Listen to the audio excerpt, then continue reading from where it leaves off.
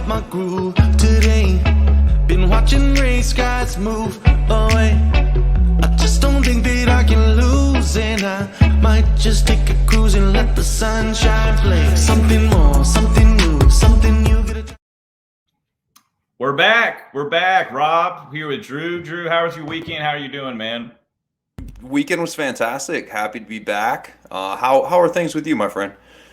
Good. My Cats got a big win this weekend on Saturday. That was super exciting. A huge win. A huge win. Kind of trying to change the narrative around Kentucky football. So we appreciate that. So I'm actually going to play LSU this weekend, going to that game. And then if we win that game, we likely get a showdown in Athens versus Georgia for maybe the SEC East. I don't think we'll compete with that game, but it's just fun to be in the conversation and no doubt in October in college football. Yeah, absolutely. Especially we know what Kentucky's kind of been as a program on the football side of things. And there's nothing better than have your school, like being an Ohio State fan is like when your basketball team and your football team's good, it's just, it's great fun year round. So in Kentucky, listen, they've put out some NFL talent, especially on the defensive end of the ball, but they just haven't had a good team in a long time. So it's good to see for them. Yeah, for sure. And I know this is a golf podcast real quick. I saw that one of the bowl projections had Kentucky, Ohio State in the Citrus Bowl. Now, I think Ohio State has some more ceiling. They can probably get up to New Year's Six, but that'd be a fun matchup. No doubt. We would we'd have to throw a couple bucks on that one. Oh, yeah. Oh, yeah. Well, let's get things cooking. Let's talk about Sam Burns. Congrats to Sam Burns. Last week at gosh, what's the name of the tournament? I can't remember now. Sanderson Farms. Sanderson. So in Mississippi, gosh, the Shriners, Sandersons. I'm going to get tongue tied. Well, this is such a fun year or fun time of year. We get to watch football on one TV, then we have the golf on the other. And did you have any observations just of Sam Burns and how he got it done? Yeah, so I was able to watch most of it. Nice. Pretty impressive by Sam Burns, to be honest, especially going into the week being the favorite, right? As much as we talk about it, and it would be a lot easier for us if the favorites actually won at a higher clip than they do. It doesn't statistically happen. So for him to go into a weaker field event, being the favorite, and close the golf tournament out shows that he's learned how to kind of win.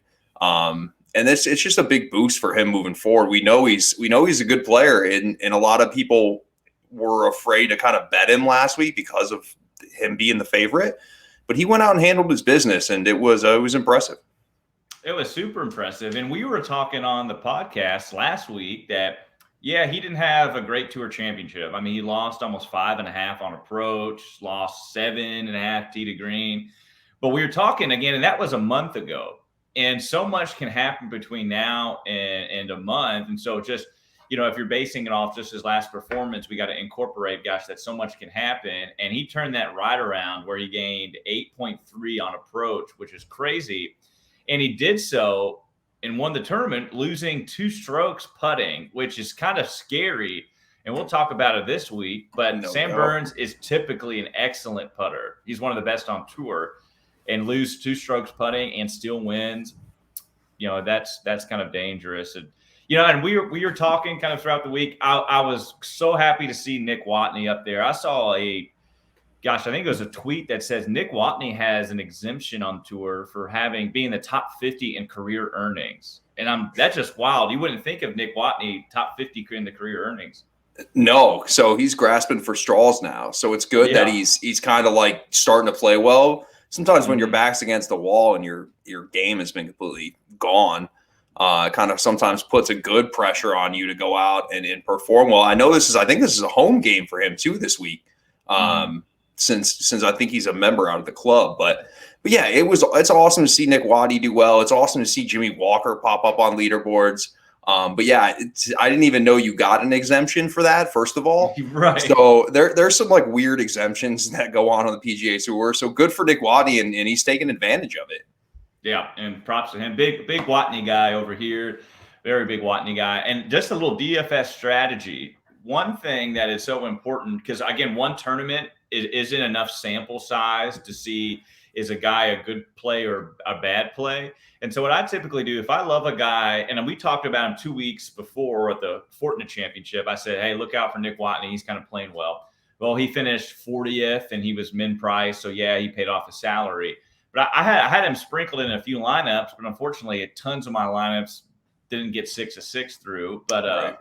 I had some Walker and Watney, and they weren't coming in as well as they were in the Fortnite Championship. But it's that thing is, okay, just saying that if I really like a guy, one tournament sample size is too small. So let's carry, even if they play bad, let's carry over in the next week if we were that fond of them. But anyway, well, let's jump into the Shriners. We're at TPC Summerlin, Las Vegas, right in the neighborhood. What do we know, or what do you know about the TPC Summerlin, and what should we look out for this week? Yeah, back-to-back weeks in Vegas, I think, because I think the CJ yeah. Cup is there next week. That's too long of time to be in Vegas. Have you been to Vegas before? You know what? I've actually never been to Vegas. Oh, well, we got to change that. We got to change. Yeah. But guys, I heard the most true statement I've ever heard. I think it was a couple of days ago. Is, one night in Vegas is so much fun. 2 is incredible, and 3, you're ready to get the hell out of there. Right. And that is so true. Yeah, no, and I've heard that as well. But I mean, listen, this golf course statistically is in the top 3 easiest golf courses we play all year. It's been 23 unders, won the last 2 times. Going through this, like the strokes gained and looking at things, it clearly to me kind of favors a strokes gained tee to green guy, especially when you look at the last 4 winners. Besides Kevin Na going insane on the greens, I believe 2 years ago, he gained 14.6 strokes on the greens for that week, which is, as we know, unheard of. Everybody's been at least north of 9 to 10 when we're talking strokes gained tee to green. So we kind of look there. But the golf course itself, it's going to have bent greens, Bermuda. The one thing is that it has massive greens. The greens are huge. You're going to have to go somewhat low out here. So the last 11 of these, 9 of them have been 20 or under or more. So when we talk about what we're kind of baking in and whatnot, birdie or better, I think is an interesting statistic this week. Similar to last week, we can kind of break it down to, so there's 7 par 4s that are between 4 and 450. So we can look at that again. Strokes gained total. I do think that it fits a player who's just an all-around good ball striker. Interesting enough, we're playing at elevation. So we look at it 7,255 yards. That's 10 or 15 off of that on each shot when we're talking about playing desert golf. So the golf course is definitely going to play shorter. And again, so in the field wise, I mean, 11 out of the top 25 in the official world golf ranking is solid. And heck, I believe ball swing. Yeah, absolutely. Yeah. And I think I saw the cut last year was at 7 under. So when we're talking about, when we're talking about DFS lineups, I mean, people are going to have to go low to be around here. So as far as hitting fairways, it does have a premium. The rough isn't extraordinarily long. However, a lot of the pin locations, you want to be able to control your spin, which you can't necessarily do out of the rough. But it doesn't, I don't think it favors a bomber. I mean, look at kind of the past 4 champions, Martin Laird, Kevin Na, neither of a bomber. But then we throw in Bryson, pre-jacked Bryson, and then Patrick Cantlay to kind of round out our last 4. So the guys there on the back half certainly can move the ball, but it doesn't favor a bomber as compared to, somebody that's more on the average side of things. So that's kind of what I'm looking at going into it at this point. Yeah, and I really appreciate what you said about that. Accuracy off the tee is important, even though there might be some statistics that say, it's maybe lesser of important here than an average tournament. And that's true, but really as it relates to like getting up and down for par or kind of having or avoiding the big number. So yeah, that's true. There are a few hazards on here, and there's that kind of native area that comes with the kind of desert. But it's easier to get up and down here more than other places. But when we're at 20 or under or higher, I guess I should say, for the winning tournament, we're going to have to be in the fairway for scoring position, just like what you talked about. So even though there might be a lot of data that suggests, okay, this tournament is more forgiving off the tee, this isn't Silverado where you can still score from the rough. It's a little different here. So we do want, you're not going to maybe get a big number, but it's going to be more difficult to get kind of in birdie position or better. So just kind of remember that. And there's one other thing I just want to note about this course is that the greens are larger on average comparative to the a regular tour stop. So proximity might be a little bit more important this week too. So Drew, anything else about TPC Summerlin or your thoughts just about the course and what we can expect before we move on?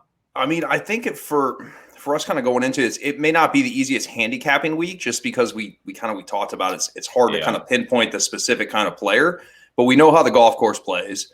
We know you're going to have to make birdies. I mean, I think this course has held it for at least the last 10 years. Could be even more than that. So we somewhat know how to expect. And I think course history helps to an extent when we're looking at build models and kind of playing lineups just for the fact that you mentioned. I mean, the greens are large. It's kind of one of those ballparks where I definitely think there's some, benefit in course knowledge, but at the other hand, I don't think we weigh too much into it. It's just going to be lots of birdies. And I guess listen, this has kind of been the tone, like the last 4 events we talked about. We've kind of been in this stage where we're within the 18 to 23 as far as winning score. So it'll be a shootout. It'll be fun. Yeah, and you know what? I moving into a little bit of the game theory stuff. One thing I'm kind of noticing, and this usually happens once you leave the playoffs going into the fall swing. The fall swing is more difficult. You have a number of rookies that don't have much, data really behind them. We have a lot of golfers that haven't played in a month because we don't know when their last start was, if they made the playoffs, if not, if they got just to the BMW, whatever. And so there's not a lot of past performance to base handicapping on. So the fall swing is more difficult. And what's really kind of crazy is chalk and DFS wise has hit kind of the last 2 weeks. I'm so surprised. Sam Burns was around 20% and Max Homa was chalk, 2 weeks before that. And so what that does, I think, is kind of push a mindset that says, okay, I have to play more chalk guys or guys that are higher up on the betting board because there's all these unknowns. And look what just happened with the recency bias. I got to play, the guys that are well known or that's everybody is talking about. And unfortunately, what that tends to do is we tend to really, really just abandon our strategy. So if we have a strategy, which is kind of to be contrarian, and just real quick, I think Jonathan Bales has a great report about why being contrarian, ultimately in the long term maximizes your opportunity for profits. But the small end of it is that you have, if you're playing chalk, yes, that can hit. Like a lineup with Max Homa and everything can hit, but you have to be more right, so it's more difficult. So the weeks where there's chaos and you can be contrarian, you have the higher opportunity to win the tournament because you have to be less right there. So that's just the kind of gist of it. But you keep doing it, you maximize your payoffs. Go check out Jonathan Bale's article. But anyway, we can abandon our strategy because if you're really, really focused on your own past performances, so looking at, okay, last week, 2 weeks ago, the Fortinet Championship going into the playoffs, well, there's more variables with those tournaments that are going to make things inconsistent and just harder for betting in DFS. And so I'm already kind of wondering if people are now kind of getting panicked. They haven't done well in DFS, they haven't done well in betting. I'm going to abandon my strategy and I'm just going to navigate to more chalk this week. I'm tired of losing money, navigate to the chalk. Drew, what do you think about that? No, I think that's a great point. And it'll be telling when we do see, because again, now we have, I think especially this week, it's interesting to say that because now we have more household names in the field than we have the last 2 weeks. So when it comes to chalk, they haven't played in a month unless exactly. Yeah. And when it comes to guys that are chalk, it's typically guys that people feel more comfortable with, or when you've had a losing streak, I'm going to, instead of trying to play a young guy, a rookie that might have some upside, then they're going to go to the chalk because that's what makes them feel comfortable, especially when you get going, when things start going the wrong way, when it talks about, how we end on Sundays. We always question our strategy. We question exactly what our process is. And there's going to be times where you're going to have some bad weeks. It's just golf. Like it's just golf betting, right? Mm-hmm. But if your process is in the right place, you can take advantage of it, especially when people are hitting the panic button. And these last few weeks have been different from a DFS perspective from what we've seen, especially the chalk. Again, Sam Burns was the number one salary guy last week, and it doesn't happen often. Like guys don't win that are the favorites very often. Max Homa the same. So people might say, okay, this is the trend, but that's not the norm. We've seen over time that just doesn't work out like that. If it was that easy, that'd be great. But you could definitely see people kind of bailing on what they think's the right way. And for me personally, I would say be very weary of that. If you've had success and you know your process is kind of in the right spot, you just keep going with it. And it's eventually going to pay off instead of hopping back and forth and doing different things that haven't been successful for you. Yeah, and people can get frustrated because, gosh, I haven't won, or I keep losing over and over again. And if you have a sound strategy like what we keep kind of telling you, kind of stick to it even in the tough times. So I just want to give a shout out to my boy Danny Dugan on Twitter. Highlighted. We talked about how showdown slates, especially round 4, that's a game theory optimization right there, because you're having to imagine how the tournament's going to play out on Sunday, but you also get ownership that is so bad because people are overweighting the placing points. It's so, I mean, they're a little important, but it's just so dumb. But anyway, shout out to him. I think he won like $1,000 or $2,000, and he kind of used what we were talking about, just the game theory aspect, to kind of shout out to him. But yeah, I want to get into. I kind of mentioned to you or put it on Twitter an interesting new research tool that we just kind of put in beta, and we were looking at FanShare may incorporate it into its dashboard.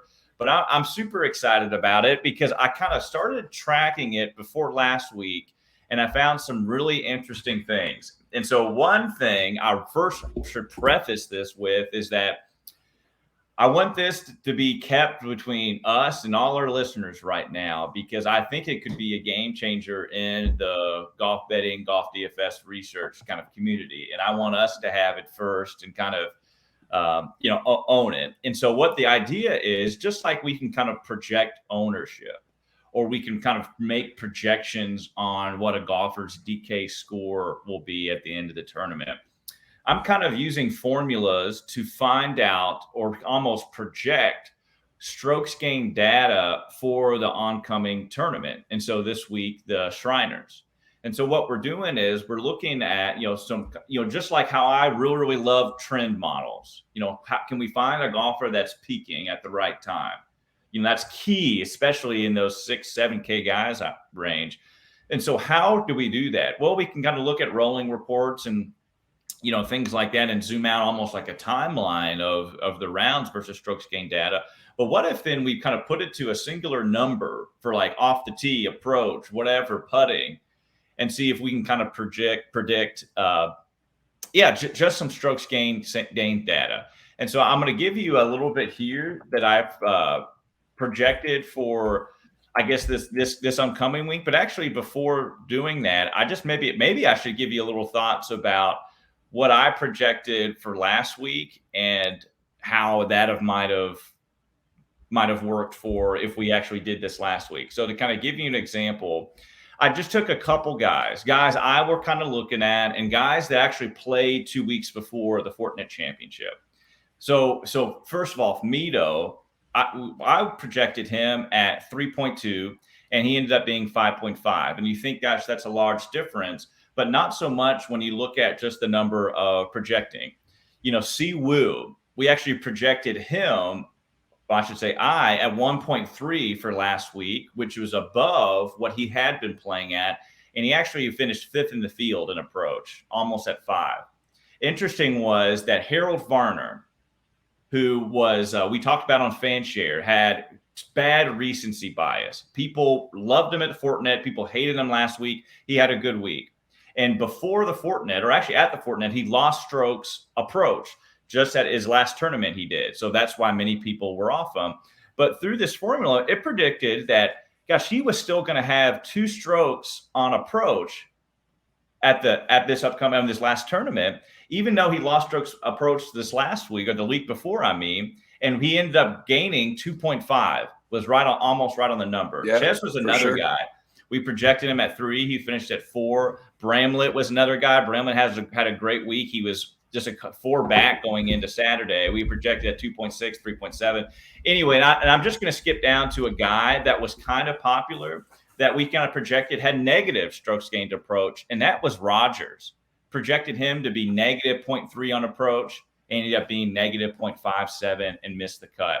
So it's just this idea that we're going to try to project using some formulas strokes gain data for the upcoming tournament for golfers to really use in our research. So just real quick, if we realize that, gosh, approach or off the tee is incredibly important this week or some week upcoming, whatever tournament it might be, well, we can find a few guys, and I've actually used this model to say, okay, we're projecting this guy to have so-and-so, let's say 4.5 on approach, this guy to maybe under. And yeah, it's not going to be black and white, but that could be a huge advantage when trying to find value in game theory, bad chalk versus good chalk. So a lot of information there. But Drew, what do you think about all that? That's actually, how can that not be a resourceful tool, especially when we get to we go through our process, and this is one of those things that you can reflect on and can kind of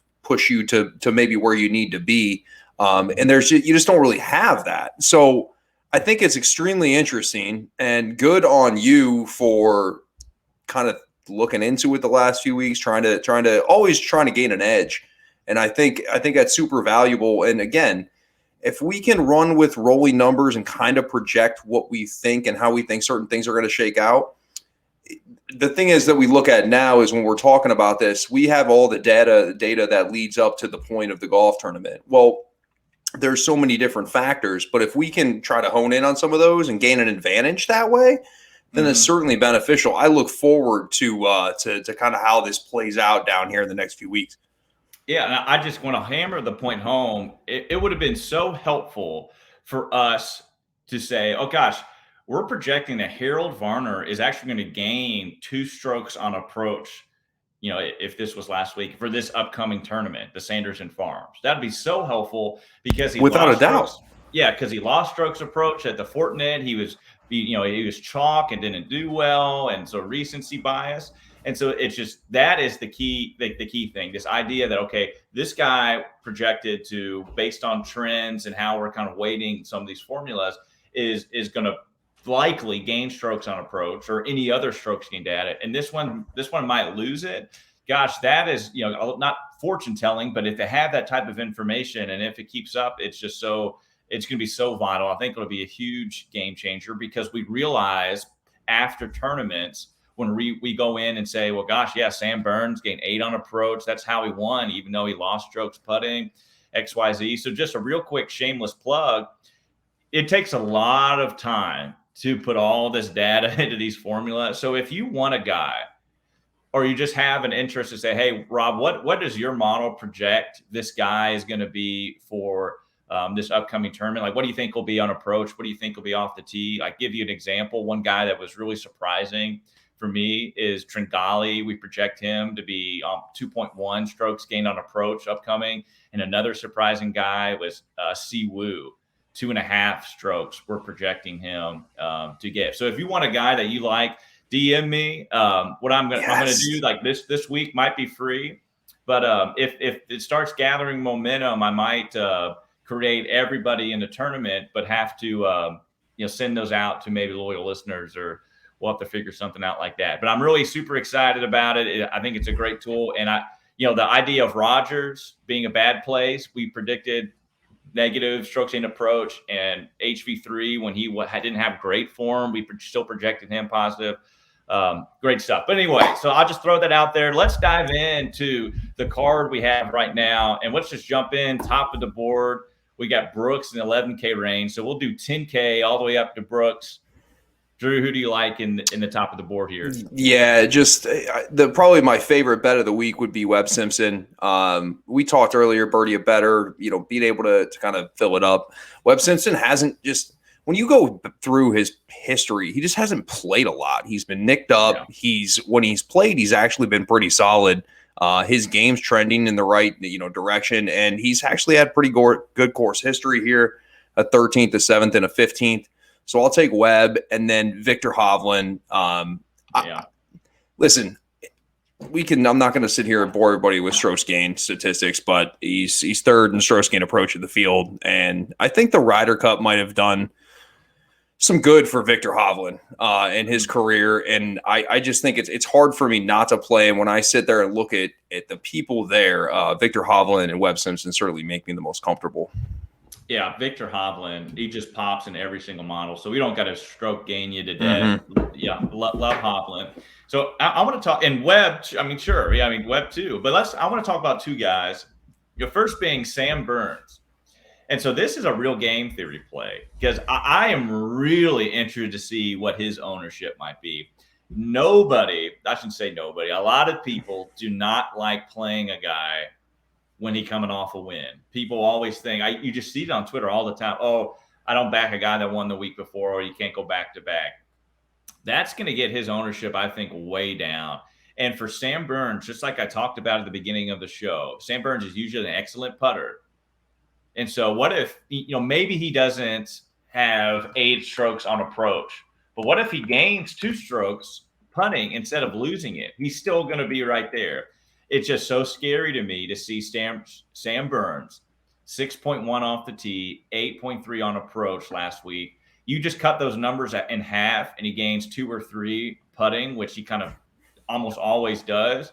Sam Burns is going to be right there. And if there's this narrative that he can't win again or he can't contend because he did last week, let's take advantage of that in DFS. I really like Sam Burns. But if he comes out and he's going to be 30% owned, I may say no. I may jump to Brooks, who I don't think will be highly owned, or I want to monitor that. The other guy just in 10K is Abe Answer. Answer models out well, has some good course history. He's great on the putting surface. Hard not to like Answer. Almost put him in an outright, but just couldn't get to him. He ranks 15th in my model. But let's move down to the kind of 9K range. Who's sticking out to you in the 9K? Yeah, I actually just have one guy in 9K that's probably going to be in my player pool, and I just brought up the Ryder Cup. I think what happened on Sunday at the Ryder Cup was huge for Scotty Scheffler and his confidence. Oh, yeah. I really don't know how. Of course, we can't quantify that in statistics or whatnot, but it's a huge boost to the confidence when you come out and you kind of slay the dragon, and that's exactly what he did. And he's first in strokes gained tee to green. Again, the guy's game is in good shape. And for me, the 9K range is interesting because there's a lot of names that could certainly jump out, but he's kind of the only guy I think I'm going to be playing 9K, but it's definitely going to be hefty. A lot of Scotty Scheffler this week for me. Yeah. And I'll just be interested in your opinion. If he played right after the Ryder Cup last week, like Sergio did, would there be the narrative around Scotty Scheffler that, oh, he's not going to be motivated, the Ryder Cup took a lot out of him? What do you think about that? 100% there would be that narrative. Okay. But I'm also under the impression, and I guess Sergio maybe didn't do us a lot of favors when we had this conversation last week, but Scotty Scheffler showing up to the golf tournament to win. And I think, of course, there's this whole external factor that we look at. But I think having a week to kind of decompress and reflect on the week that is only beneficial for him. And again, what more of a boost than to take down the guy that, basically Europe's best player and kind of go about your business and do it in a big way. And he's not a guy that's flashy or talks a lot, but that resonated in the team room, and that just gives him confidence moving forward. So I look for him to, of course, everybody probably does, to have a really big year, but I do think that was a stepping stone in the right direction. What happened up in Kohler, Wisconsin. Yeah, it's hard to argue with that. The only guy there's 2, I should say. I didn't realize Siwoo, he's right on the fringe. So there's 2 guys I really love. I love him so much, I already made outright bets on him. And they're definitely going to be included in my player pool for daily fantasy. And that first one is Hideki. Hideki in the last 24, he's 15 in proximity, which we talked about. Proximity is important here. He's 15th on approach, 16th in opportunities gained, plays well at Silverado, trending well. His last tournament, the Fortune Championship, gained 4.5 on approach, trending up. And ninth in my overall model. Really, really like Decky. Do not think he's going to be highly owned. I really do not think so. I think people are going to start. Right. I think people are going to start their lineups with Hovland, Answer, Simpson, Zalatoris, and then they're going to have to go down to the 8K range. So I don't think Matsuyama will be highly owned at almost 30-1, and he's higher in some other books. In this field, like Decky, unfortunately, is a better golfer than Louis. He's a better golfer than Will. I think he's a better golfer than Webb, Answer, and Sam Burns. Really, maybe not. I don't know, but that's a lot of value. And then the other is Siwoo. Siwoo is trending. And usually when Siwoo trends like this, he wins. Happened last year. So strokes gained off the tee has improved in 3 straight weeks. 3 straight weeks they've improved, have the better number. Gained 5 strokes on approach last week. 5. I'm surprised he didn't win. So we're looking at maybe a peak ball striking opportunity this week. And a great course history. And he can go low as anybody. And we're talking about a golf course you're going to have to.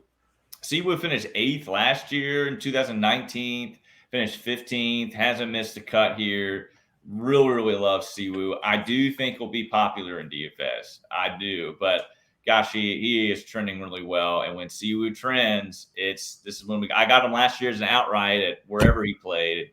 La Quinta, wherever the hell it was. But anyway, let's move to the 8K range. And there's another big names that are very interesting. What do you think about 8K? Yeah, so 8K for me, to your point, I'm looking for kind of 2 people that are trending, and Erik van Rooyen is really Erik van Rooyen's done nothing but play good golf as of late. You want to talk about proximity? We talked about the altitude. We talked that there's going to be, a lot more wedges into this golf course. He ranks first from, proximity from 100 to 125. And he's 4th in bogey avoidance. Not that I take a lot of into that, because I don't think that we have to worry about too many bogeys this week based off the golf course we're talking about. But everything's trending in the last 5. He's plus 3.9 strokes gain total, 1.9 tee to green, and gaining over 2 strokes on the greens.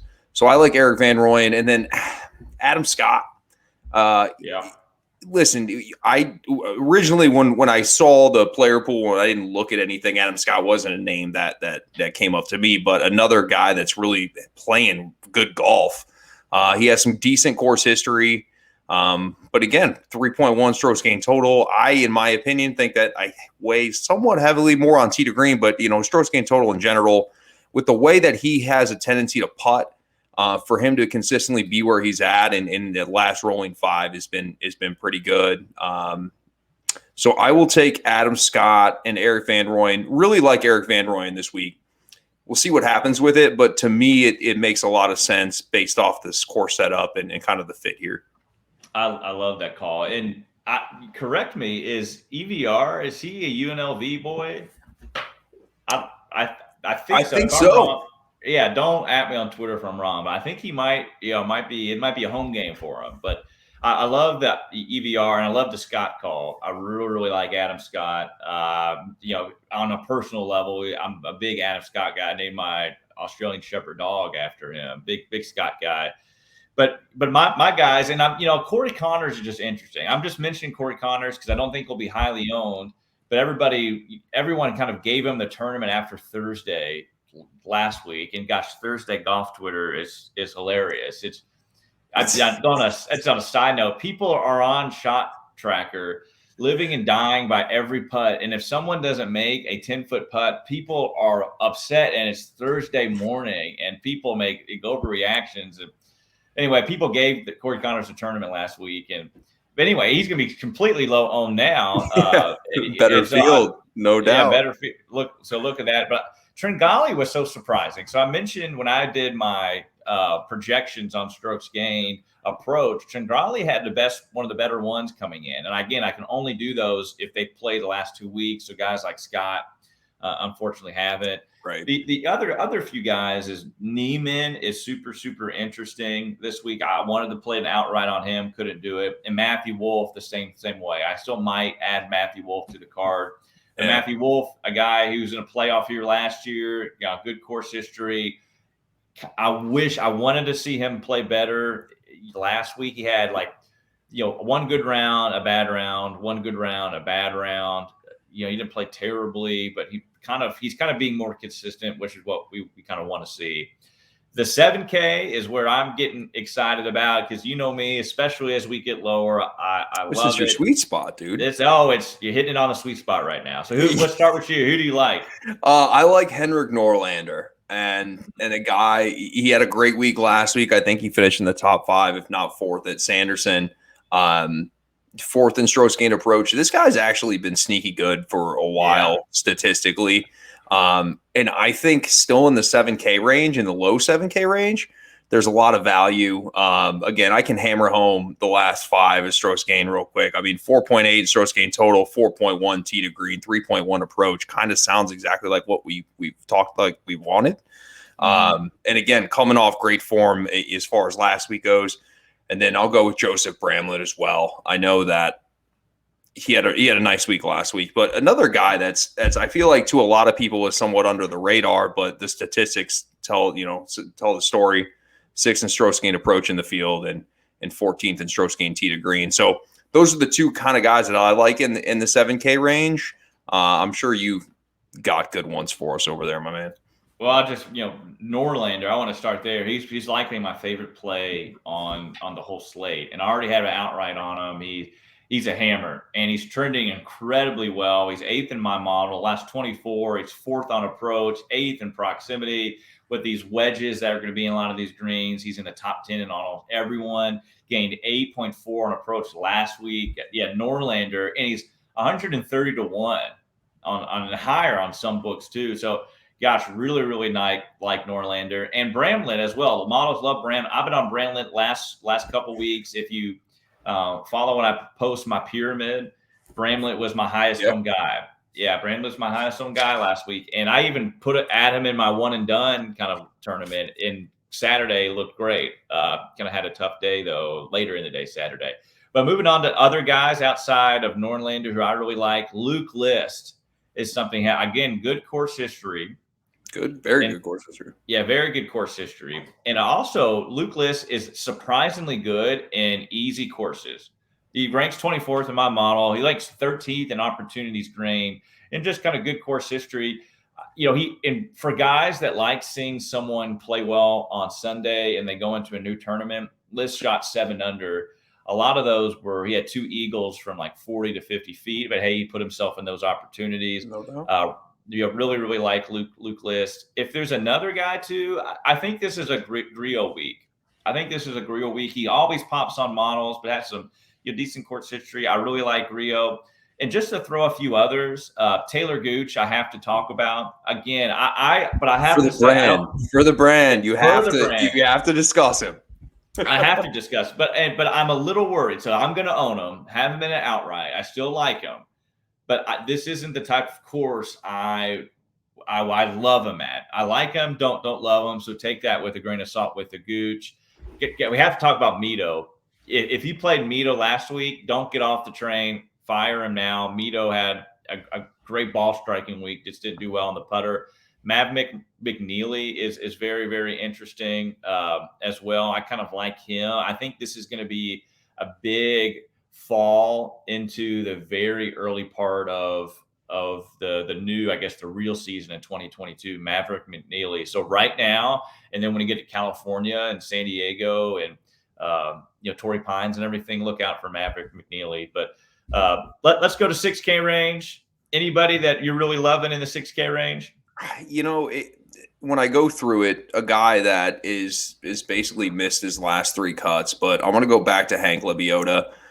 Yeah. And I'm sure models have him popping or whatnot. And that's the case. I mean, 3rd in birdie or better and 5th in strokes gained total. Before his 3 missed cuts, he had 3 straight top 10s. So I know our past is looking, okay, hey, those 3s, I need to be off him. But look at where we're getting him. We're getting him at 6,300. The guy makes a lot of birdies. We talked about that, why it's important. The last time he played, he did gain, almost 4 strokes in approach at Fortinet Championship. So I think for me in the 6K range, that's one of the guys that I'm most comfortable playing, especially when we're talking about a filler in lineups. And then I'm going to go with Denny McCarthy. Decent course history here. He's got a 9th and a 15th. He played decent, top 20 last week at the Sanderson. He's gaining, 6.8 total, 3.3 strokes gained tee to green. I like those two guys, and those guys are, especially Hank Lebioda at 6,300, gives you just all kinds of options when building out a lineup. And this is, I know, your honey hole, so I'll just give my two guys up and let you, take it here. Well, there is one guy I actually really love that I forgot to mention in the 7K range, and he's right at 7K, I believe, and that's Ches Reavie. Big Ches Reavie guy this week. He's coming off a miscut, which is great, but he's actually, I'm projecting him to have one of the highest strokes gained approach this tournament than almost any golfer. He's not number one, but he's top 5. And so Ches Reavie, he gained 5.3 at the Fortinet. He gained 4.7 last week. He just lost almost 3.5 strokes putting last week, which caused him to miss the cut. Pretty good course history. He's a good desert golfer. I mean, Blink went to school in Arizona, right next door. Really, really like Ches Reavie. But kind of going into the 6K guys, KH Lee is going to be popular. Kind of ride him. Dylan Fratelli, which kind of touted a little bit in the show last week. Yeah, pretty decent. I think this is a Fratelli course, so I'm going to be back on him. Still riding with Neesmith. I know he let down you, he let down me, but just like that strategy, one tournament is too small of a sample size. So still going to be riding with him and Burgoon. I love your McCarthy call. But the other guy, or I should say, maybe the most guy I really like in the 6K range is Trey Mullinex. He played really well last week. Just look at his strokes gained data. He almost won the tournament. He has, I think, in the Korn Ferry tournament that was out here, he played well. Hoagie is continuing to play well. We're going to be back on Ryder. We're going to be back on Walker. I love your Lebioda call. He was the chalk for early part of the midsummer, right? And so I love him. The last guy I'm going to talk about before we kind of shut up, and is a real bomb. I bet him at 200 to 1, but that's Andrew Landry. Andrew Landry's he's a very, very poor man's Siwoo, which meaning is that he can show up and play well, or he shows up for months and he doesn't make a cut. But when he's trending, we get him right. Like at Texas a few years ago, he won. Where did he win? The American Express he won in 20. So, but anyway, he's coming in. He gained 3.5 on approach, Sanderson Farms. He lost 7, which is so wild at the Fortinet Championship. So he's going to be very inconsistent. But before that, he gained strokes in 4 straight. So I'm willing to bet the 7 is an outsider, and at near minimum price and at 200 to 1. His strokes gained last week are bananas. It's so crazy. And so, at 6,200, why not? Absolutely. And I should say one thing. People are going to mention Kyle Stanley. I can't get on Kyle Stanley, but that's it for me. You have anything wrapping up that just about the player pool or the board at all? Anything stand out to you before we move on? No, again, with the player pool thing, I just think, again, follow the process you've been following. Again, it's a weird time of the year. We're kind of easing our way back into it, even though we never really took time off.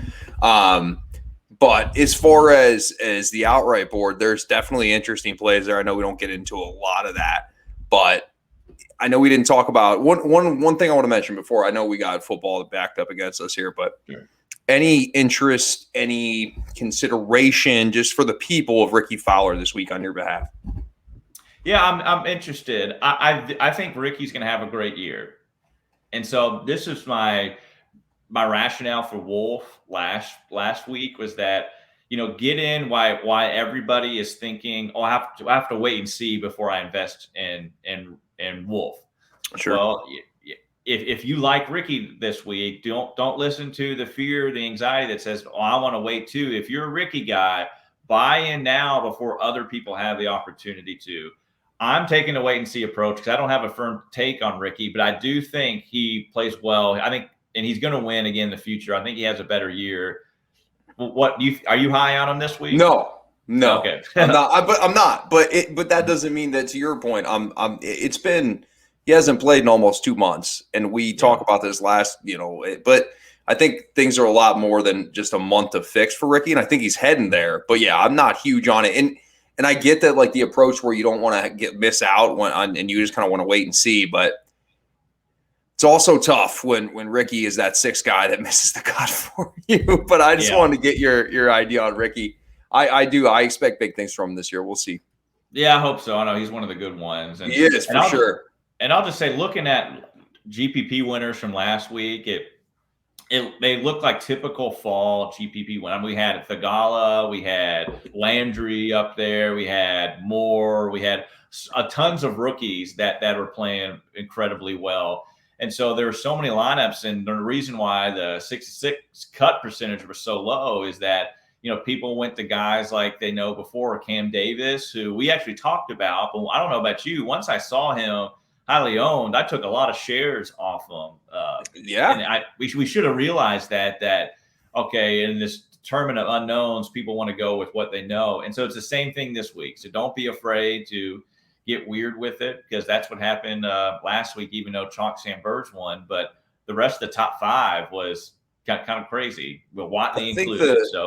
These names are people, a lot of the people playing DFS have never even heard of.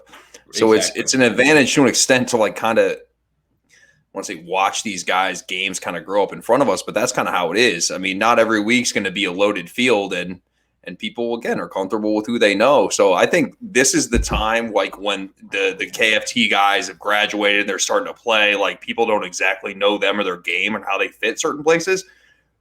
There's a ton of value because people aren't going to play a guy that they don't even know who the hell he is. Yeah, 1,000%. And lastly, I'll just say, save some. If you're a game theory guy or girl, anybody could be listening. If you're a game theory person, save some of your bankroll for round 4 showdown. Game theory is king there. Well, Drew, I appreciate your time. Anything else before we send them on their way? Nope. Good luck, everybody. Hope everybody wins some money this week. All right, let's get lucky in Vegas. And Drew, we got to get you there sometimes. I'm going. Let's win this week to support the Drew to Vegas fund. All right, guys. We'll see you.